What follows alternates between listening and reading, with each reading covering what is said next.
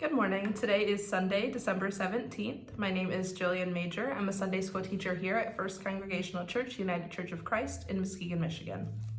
Each week I'll be sharing a story from the Progressive Christianity curriculum, which First Congregational Church has purchased, but we do not own the copyrights to. This week, our lesson is Experiencing God as Love. The affirmation of the week is, love can flow through me as it flowed through Jesus. Moving on to the story, the Christmas Crush. Christmas was coming soon, and Francis wanted to make it special for the people of Greccio.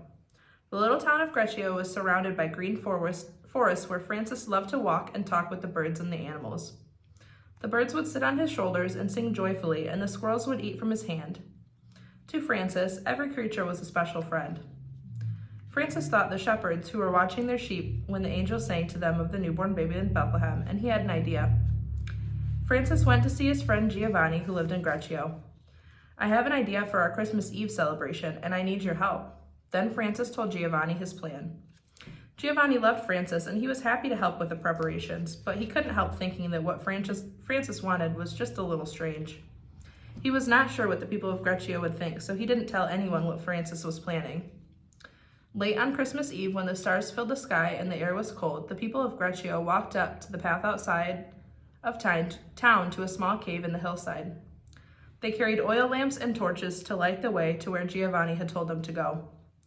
The birds who sang with Francis during the day quietly watched from the lights and from their warm nests.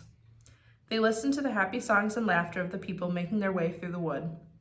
When the procession finally reached the cave, they grew silent in wonder. There in the lamplight were an ox and a donkey, peacefully munching hay that covered the dirt floor. A man and a woman sat near the animals and looked with eyes of love into the manger, where a baby stretched out tiny hands. Brother Francis stepped out of the shadows and gently picked up the baby. He smiled at the infant, and then the men, women, and children crowded into the cave entrance. He told them the story of the birth of Jesus, who he called the Child of Bethlehem. Francis reminded everyone of the poor stable where Jesus was born without even a proper bed or blanket.